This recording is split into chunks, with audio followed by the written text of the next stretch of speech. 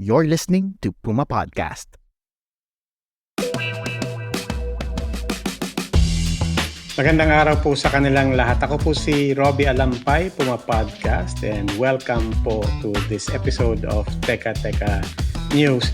And this week, I wanted to bring in somebody that I listened to, I think it was a couple of weeks ago, di ba, Elma? Yeah. This was a presentation at the University of the Philippines College of Mass Communications about media ownership in the Philippines. Specifically, this is the media ownership monitoring project. Elma can tell us a bit more about it later on, but it speaks for itself. And Elma is the senior editor at Vera Files. She is also the deputy program manager or the deputy project manager for this, the MOM or MOM, which stands for the Media Ownership Monitoring in the Philippines. Welcome, Elma. Hi, Robbie. Thank you very much for inviting me. And I hope we can make some sense into what we did.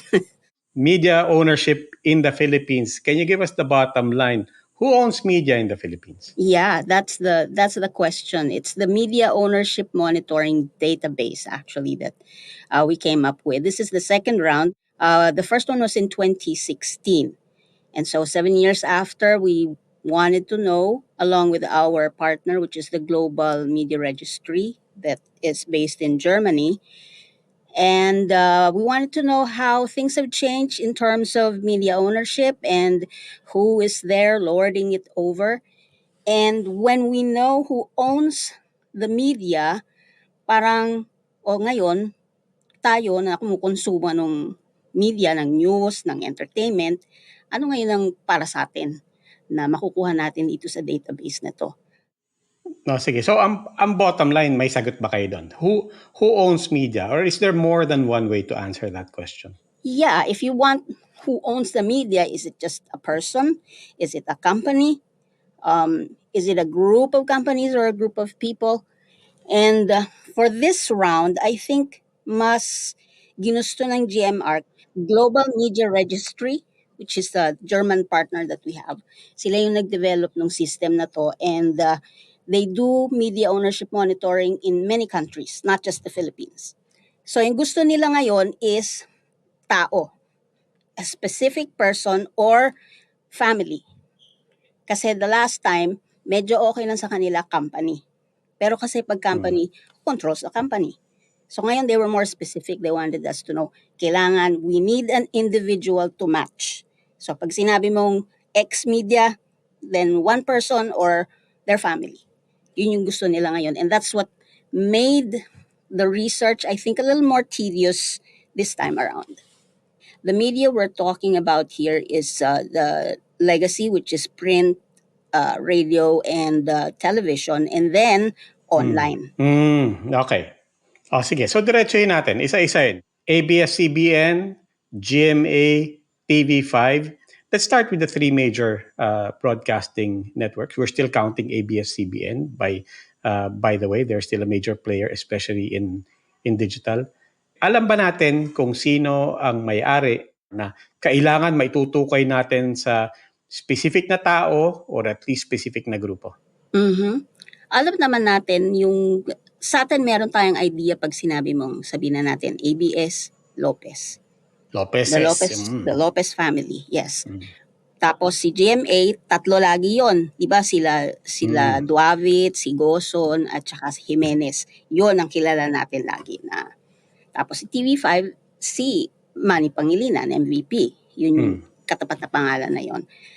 Lumabas naman na sila talaga yung may owner. Pero the thing is, ang ginusto ni GMR, gaano kalaki ba yung ownership nila para sabihin mong sila ang may-ari. So, ang kailangan namin gawin doon, hanapin yung shares. Yung shares na magkano yung shares nila dito sa kumpanyang ito. Sila lang ba or pamilya ba nila? Kasi sa Lopez, it's a Lopez family. It's not just one Lopez individual. Si Duavit, tatlo nga silang tao, pero hindi lang yun yung taong, hindi lang si Felipe Gozon o si Gilberto Duavit, kailangan meron din yung pamilya nila and the companies that their family owns. Kaya yun yung sinasabi ko kaninang medyo tedious. Pero kung hanapin mo man yun and idagdag mo, let's say, hindi sa kanya yan, sa pamangkin niya yan, o sa daughter niya yan, di ba? Or sa anak niya yan, di ba? Or sa pinsan niya yan. Doesn't that just ultimately add to the ownership and the control of a particular family? Di ba? Kasi, gawin ko ng example si GMA. Kung titingnan mo lang siya, in truth, parang 3 lang yun eh. Parang kung sabihin mo 33% each sila, yung tatlo. Pero pag in-add mo, hindi ganun eh. May mas malaki pa tong si Lagoson. Tapos kala mo si Duawit yung number 2, hindi. Si Jimenez pala yung number 2 kasi mas malaki yung shares nung family niya, mas marami siyang corporations, ganon. So nag-iiba yung merong changes. And bakit importante kung malaman mo yung kung anong stake nila based on GMR's system. So pag mas marami yung share nila, di mas marami yung parang say nila, sabihin mo na, say nila. I remember you mentioned a term there, parang beneficial owner ba or something like that. You try to bring it down to one particular person. Paano kung hindi naman talaga realistic yun? What if at the end of the day, hindi naman talaga isang tao? Yun nga eh. Kaya yun nga yung naging contention namin with GMR when we were working on it. Parang mahirap mong sabihin, eto lang, isang tao lang talaga. Kasi hindi. But let's take the third example. Diba? People assume, and full disclosure, I think people know that I work for TV5, I work for One News and Signal. But let's go to the third example. People always just say, di ba? Parang out in the open. Hindi, MVP group yan. If not, in fact, TV5 MVP yan. So if you go by that definition of ultimately, meron bang isang taong may-ari nito? Is it actually accurate to say kay MVP yan? When we had to go through the papers, we need the documents to prove na, okay, he owns this much, so he's the ultimate owner of it. Lumalabas kasi si MVP, hindi.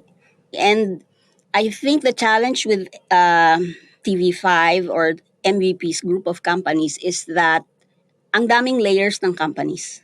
So TV5 is still under MediaQuest, under Hastings Holdings. Pagkatapos, lahat yon under PLDT. So parang PLDT, pag hanapin mo yung parent company nila, it's PLDT. Pero pag tiningnan mo si PLDT, hindi ganun kalaki ang shares ni MVP sa PLDT. Tapos even the subunits, si Hastings, si MediaQuest, he's not a director. Pero ang ano sa kanya is he is the chairman of all those companies. Okay. So our concession to GMR was, can we just use that he is the head or the chairman but not necessarily the ultimate owner? Sige. Okay. Let's apply that now to, let's say, cable companies. Kamakailan, halimbawa, CNN. And then, for that matter, the smaller television networks, for example, let's say SMNI, di ba? Net25, CNN, as we mentioned. Si SMNI, isa pa yon. Sino bang kilala natin na supposedly may-ari ng SMNI? Si Pastor Kibuloy. Di ba? Yun ang Kibuloy owned because of his Kingdom of Jesus Christ. Yun yung company which he is supposed to be the head of. Pero yung kumpanya mismo na SMNI, I don't know. Wala daw kinalaman si Kibuloy sa ownership ng SMNI. So sinasabi nila he has never been a director. Parang sa kanya, he is only a founder. But he is not a director. He is not an owner, a share owner. Nagbigay sila ng napakaraming so many companies na yun daw ang may-ari ng SMNI. Okay. So hindi na si Kibuloy. What about CNN, di ba? 9 Media ang sinasabing may-ari ng CNN Philippines. Sila yung franchise holder. Pero sino ba talaga sa 9 Media ang may-ari na kilala? Walang lumalabas. Although meron mga nagpaparinig na siguro baka si RSA yan, si Ramon S. Ang of SMC. But there is nothing on paper ever that says he is. The name that we had for CNN, parang you've never heard of her as being involved in media. It's Maria Farah Nicolas Sushanko. That's CNN. That's 9 Media. Have we ever heard of her? We don't know her as somebody in No, media. definitely not a household name. I'm sure there will be people who can recognize that. But Si Net25, let me put that si Net25 you mentioned. We know it to be Iglesia ni Cristo owned. Iglesia. Yes. So I think yung mga Iglesia ni Cristo owned broadcast companies, klaro yun. Iglesia yun. Pero Iglesia ni Cristo, hindi siya si Eduardo Manalo. Yun din yung pinipilit ni GMR. Ilagay mo si Eduardo Manalo. Sabi, you can't do that kasi he's not an owner, a shareholder. But because he is the head of Iglesia, then he is the one who has the ultimate influence and power over Net25 and DCEC and other broadcast companies. Okay. Can you still apply that as, for example, as ABS-CBN gets broken up and divided into different properties? I don't know if this is the most accurate way of putting it, but yung teleradyo business nila, nabalitaan na napunta sa isang grupo. And ang usap-usapan doon, nakikita namin ang kamay, ang galamay ng Speaker of the House, di ba? Si Martin Romualdez. Does the data back that up? Was that an accurate thing for people to say and to believe? Not the Speaker is behind it. Si Prime Media, which is the part owner of Teleradyo, does not have the Speaker as an owner. But we had to go back and then through layers again, since the 7 years that we started this, makikita mo na, ito palang kumpanya na to, dati ganito. Tapos si Martin si Romualdez ang may-ari, si Speaker ang may-ari. So, baka ganun na pwedeng siya nga yung may-ari ngayon ng Teleradyo or Prime Media. So, yun yung mga lang, parang i-connect mo lang siya, pero nothing to say specifically na, ito, siya, kanya talaga to. Pero if you look back, trace yung beginning siguro or what it was before, lalabas doon na meron siyang kinalaman. I think I remember you saying it also at the UP College of Mass Communications na categorically we can say na hindi si Speaker ang may-ari dyan. And then you said the most that we can say is that, for example, with a little bit of digging, you can say fraternity brothers niya na ang may-ari. Once upon a time, he was the controlling interest there. But over the years, na-transfer sa mga fraternity brothers niya. That much you can say. Oo. Ganun lang ang ganun na lang yung parang susundan mo na trail if you really wanted to go back to him or for him to have that relation or connection to the existing company now. Do we just say, I don't have a choice. I have to go by the record. And therefore, kung sa record na yan, wala naman akong pwedeng husgahan. On the other hand, you're also saying na, no, ask other questions. Siguro, kasi ang tendency natin ngayon, tanggap lang tayo ng balita. Pag medyo alam na natin, may idea tayo na, eto pala may-ari nito. Tapos isipin mo, may iba pa kaya siyang mga kumpanya o negosyo.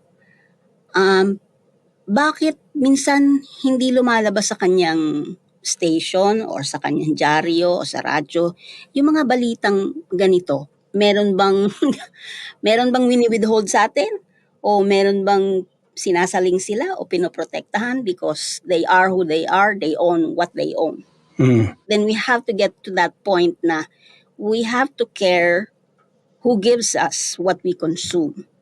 Dito sa Pilipinas, lahat ng media merong nagmamay-ari, di ba? Yeah. And we're saying hindi lang commercial interests, hindi lang business interests, hindi lang political interests, may religious interest pa dyan. Mhm. Kahit anong media pa yung piliin mo na pinaniniwalaan mo, merong may-ari niyan. Kay GMA yan, kay ABS, kay Rappler, kay Puma Podcast, Mhm. di ba? Kay CNN, kay Vera Files, kay Mhm. PCIJ, di ba? Yeah. Merong nagsusubo ng pera dyan. Mhm. Merong nagpopondo dyan. Or hindi mo pipiliin yung walang interes. Ang magagawa mo lang is alamin mo kung ano yung interes na involved dyan. That's as much as we can do. So for us, I think it pays na at least like you said, dapat medyo alamin mo rin naman sinong nagpapakain sa'yo ng, ng information, sino nagbibigay sa'yo. Isipin natin, meron silang ibang interests, not just the media exact. Okay, Elma Sandoval, Senior Editor ng Vera Files at saka Deputy Project Manager nitong Media Ownership Monitoring dito sa Pilipinas. Like we said, napahaba na to and yet we cannot cover all the details. We will post the link to the MOM, that's the Media Ownership Monitoring study na ginawa ng Vera Files nila Elma, and we will post it in the show descriptions, and anybody who's interested to know more about media ownership in the Philippines are free to access that information right now. Mhm. Maraming salamat, Elma.